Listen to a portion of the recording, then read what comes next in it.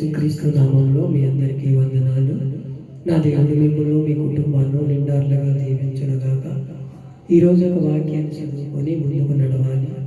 ఈ రోజంతా మనల్ని కాపాడి ఆయన రెక్కల కింద మనల్ని సంరక్షించి సమృద్ధైన ఆహారం ఇచ్చి ఈ రాత్రికాల సమయంలో ఆయనతో కొన్ని మాటలు ఆయన మాటలు మనం గ్రహించి చేసుకునే వాళ్ళని ఉండాలని ఆశతో మీ అందరి ఎదుట వచ్చి ఈ వాక్యాన్ని వివరించే కృపను ఆయన దయచేస్తున్నాడు. ఆయన ఏమంటున్నాడు? నువ్వు యథార్థవంతుడవై ఉండాలంటున్నాడు. మనలో యథార్థం ఉండాలా? ఏవో అనే యథార్థత ఉండాలా మనలో? ఒక్కసారి మన హృదయాలు పరిశోధించుకుందాం. ఏవో గ్రంథం బైబిల్ అంటే తీసి చదవండి అందరూ కూడా. ఏవో గ్రంథము 8వ అధ్యాయము 6వ వచనాన్ని నేను చదువుతున్నాను. అందరూ కూడా బైబిల్ నుండి తీసి చదవండి. ఏవో గ్రంథము 8వ అధ్యాయం 6వ వచనం. నీవు పవిత్రుడవై యథార్థవంతుడవైన ఎడల నిశ్చయముగా అతను నీ యందు నిలిపి నీ నీతికి తగినట్లుగా నీ నివాస స్థలము వర్ధిల్లింపజేయునని ఆయన స్నేహితులు అడుగుతున్నారు. ఆయనతో ఉన్నన్నాళ్ళు బాగున్నన్నాళ్ళు అంతా తిన్నారు, అంతా కూడా ఆయనతోనే కలిశారు, ఆయనను పెట్టింది తిన్నారు. ఆయన నీతిని తెలుసుకున్న వాళ్ళని కూడా తెలియని వాళ్ళేం కాదు, తెలిసిన వాళ్ళని అంతా కూడా ఆయన భక్తి తెలుసు, ఆయన పిల్లల్ని ఎలా పెంచాడు అన్నీ కూడా ఆయనలో తెలుసుకున్న వాళ్ళే వీళ్ళు. నువ్వు యథార్థవంతుడు అయితే నీకు గతి ఎందుకు పడుతుంది, నువ్వు నీతిమంతుడు అయితే నీకు ఎందుకు పడుతుందని వాళ్ళు సూటిపోటి మాటలు అడుగుతున్నారు. అప్పుడు అంటున్నాడు, నీవు పవిత్రుడవై యథార్థవంతుడవైన ఎడల నిశ్చయముగా ఆయన నీ యందు నిలిపి నీ నీతికి తగినట్లు నీ నివాస స్థలము వర్ధిల్లింపజేయును అంటున్నాడు. ఆయన మౌనంగానే ఉన్నాడు. మౌనంగానే ఉండి కూడా జవాబు చెప్పాలి. నేను దేవునికి ఎక్కడన్నా ఆయాస్కరమైన మార్గంలో నడిచాను అని ఆలోచన చేశాడే తప్ప యెహోవా ఇచ్చెను, యెహోవా తీసుకుని పోయిను, యెహోవా నామానికి కలుగునుగా కానీ ఆయన యథార్థతను సాటుకున్నాడు. మనమైతే అలా అనగలం. కొంత రోగం వస్తే తగ్గపోతే అయ్యో నాకే ఎందుకు పెట్టావా ఏ బాధ, నాకే ఎందుకు పెట్టావా ఏ శ్రమ, నా ఎనిమిటోళ్ళు బాగున్నారు, ఎనగింటోళ్ళు బాగున్నారు, పక్కింటోళ్ళు బాగున్నారు, ఊరంతా బాగున్నారు, నాకే ఎందుకు పెట్టావా ఏ శ్రమ అని మనలో మనమే కుంగిపోతాం, మనలో మనమే అలిసిపోతాం, సొలిసిపోతాం, దేవుని మీద నిందలేస్తాం. అది ఎంతవరకు? వాళ్ళు లోకస్తులు అనుకునే మాటలు మనం అనుకుంటే అలా దేవుని యథార్థంగా జీవించాం. నీ నీతికి తగినట్టు అంటున్నాడు. మనం నీతిమంతులమేనా? మనం నీతిమంతులని చెప్పుకుంటున్నాము. నీ నీతికి తగినట్టు జీవించమంటున్నాడు. మనం అలాంటి నీతికి మనలో ఉన్నదా? నేను నడిచే బాటే నీతి, నేను మాట్లాడింది వేదము, నేను చెప్పింది నీతి మాటలు అని అనుకుంటున్నాము. బైబిల్ అంతా కూడా అలా అంటున్నారు. దేవుని రాజ్యాన్ని ఆయన నీతిని ఎత్తగలుగుతున్నాడు. మనం ఆయన రాజ్యాన్ని ఎత్తగలుగుతున్నామా? ఆయన నీతిని ఎత్తగలుగుతున్నామా? ఆయన యథార్థాన్ని ఎత్తగలుగుతున్నాం? ఒక్కసారి మన హృదయాలు మనమే పరిశీలన చేసుకోవాలి. ఈ రాత్రికాల సమయంలో సరైన తీర్మానం చేసుకుని ఎందుకంగా రెండింతల శ్రమలు వచ్చింది. ఆయన ఎన్నో కష్టాలు, ఎన్నో శ్రమలు అనుభవించాడు. శ్రమలు అనుభవించిన వాడే కాల్చబడి కొలిమిలో కాల్చబడితేనే అది మెరుగుదిద్దుకోబడుతుంది. మనం కూడా అలా కాల్చబడుతున్నామో లేదో ఒక్కసారి మన హృదయాలు పరిశోధించుకోవాలి. నీ నీతికి తగినట్టు నీ నివాస స్థలమే వర్ధిల్లింపజేయనట్టున్నాడు. మనం అలాంటి నీతిమంతులు అయితే మనకి గతి ఎందుకు? మన పిల్లలు చెడుదారులు ఎందుకు నడుపుతారు? మన పిల్లలు చెడు ఆలోచనలు ఎందుకు నడుస్తారు? మన కుటుంబం అంతా అదో ఒకటి పాలు ఎందుకు అవుతుంది? మనకి కలిసి వచ్చే కాలంలో కూడా కలిసి రాకపోవటానికి కారణాలు ఏంటి అని మనం వెనక తిరిగి ఇప్పుడన్నా ఆలోచన చేసుకోగలిగాము. నాకు ఇప్పుడు నేను ఎంత చేసినా కలిసి రావట్లేదండి, నేను ఎంత చేసినా నా కుటుంబం ఉంటే ఎక్కట్లేదండి, ఈ మాటనే చెబుతున్నాం. మరి మనం ఎక్కడ దారి తప్పామో, ఎక్కడ నడవని చోట నడిచామో అది మనం చెప్పుకోము ఎప్పుడూ కూడా. అది చెప్పుకోక నాకు దేవుడు అన్యాయం చేశాడండి, నేనైతే మంచి మార్గంలో నడవాలనుకుంటున్నాను, ఈ మాటనే చెబుతున్నాం. కానీ మనం ఎక్కడ దారి తప్పాం, ఎక్కడ నీతి తప్పాం, యథార్థత ఎక్కడ తప్పాం అని వెనక తిరిగి మనం ఆలోచన చేసుకొని ముందుకు నడవాలని దేవుడు కోరుకుంటున్నాడు. అదే 1వ అధ్యాయము 8వ వచనంలో కూడా అంటున్నాడు, అతడు నువ్వు యథార్థవంతుడవై న్యాయవంతుడవై దేవుని యందు భయభక్తులు గలవాడంట. సాతాను కూడా అదే అడుగుతుంది, నువ్వు ఆయన యథార్థవంతుడు నీతిమంతుడు ఆయన కుటుంబానికి కాల్ చేయమంటే నిన్ను దూషించాలి. ఆ కంచి తీసి రోజు వెంటనే దూషిస్తాడని దేవుని దగ్గరికి వెళ్ళి చెప్తుంది.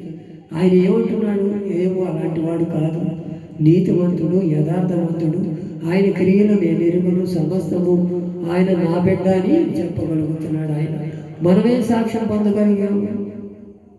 కలిసి వచ్చిన మాటలు, నేను సంపాదించా, నేను కొన్నా, నేను చేశా, నేను కష్టపడబట్టి ఇల్లు కట్టా, నేను కష్టపడబట్టి పొలం కొన్నా, నేను కష్టపడి తిరగబట్టి నా పిల్లలకు పెళ్లి చేశానని మనం గర్వపోతూ ఉంటాం. అది దేవుని చిత్తం కాదు. దేవుని చిత్తంలో ఎప్పుడు జరగాలో ఎప్పుడు చేయాలో ఆయనకు అన్ని సమస్తం ఆయనకు తెలుసు. తెలియలేదు ఏమీ కాదు. మనకి ఏది ఎప్పుడు ఇస్తే మంచిదో, ఏది ఎప్పుడు తీసుకుంటే మంచిదో అని ఆయన సమస్తము ఎరిగిన వాడు. అతడు యథార్థవంతుడై నీతివంతుడై జీవిస్తున్న కాలంలో సాతాను వచ్చి ఎన్ని చిత్రహింసలు పెట్టింది. ఒక దెబ్బతో పిల్లలు చనిపోయారా, 10 మంది పిల్లలు, ఒంటెలు, ఎద్దులు, గొర్రెలు అన్నీ చనిపోయినాయి, పొలాలేమో తగలబడిపోయినాయి. ఇవన్నీ పోయినా సరే ఆయన ఏమన్నాడు, ఇవన్నీ యెహోవా ఇచ్చినయే, యెహోవా తీసుకున్నాను, యెహోవా నామానికి స్తుతి కలుగునుగా అన్నాడే కానీ ఎక్కడ కూడా మారు మాట అంటాం. మనమైతే అంటామా, అయ్యో నేనెంత కష్టపడ్డా, నేనెంత శ్రమపడ్డా, ఏంటయ్యా నాకు ఈ లాసు, నేను దేవుల్లో ఉన్నానని ఈ మాటలే అంటాము. కానీ మనకి కీడు మేలించి కానీ ఏ రోజున భార్యతో కూడా అంటున్నాడు, మన మేలులైతే అనుభవించవచ్చు కానీ కీళ్ళైతే అనుభవించవా, మూర్ఖులు మాట్లాడినట్టు మాట్లాడుతున్నాయి ఏంటని హెచ్చరించాడు. మనం ఏమైనా హెచ్చరించగలుగుతున్నాము, మనం ఏదైనా చేయగలుగుతున్నామో ఒక్కసారి మన హృదయాలు పరిశోధించుకోము. ఈ రాత్రి కాల సమయంలో దేవుడు నీతో నాతో మాట్లాడు.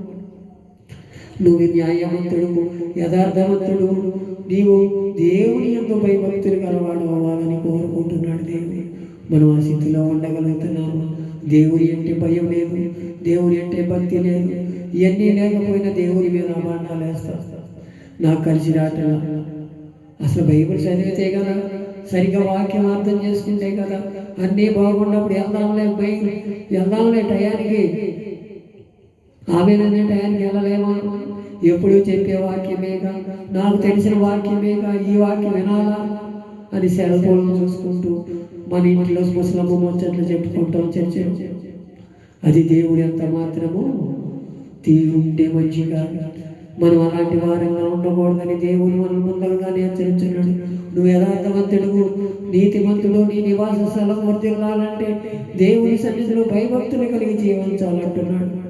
మనం ఆ భయభక్తులు కలిగి ఉంటున్నాము లేదో ఒకసారి అది అధ్యాయం 4:6 కూడా అంటున్నాడు. 4వ అధ్యాయం 6వ వచనంలో కూడా నీ భక్తి నీకు ధైర్యం పుట్టించదా, నీ యథార్థ ప్రవర్తన నీ నిరీక్షణ ఆధారం కాదా అంటున్నాడు.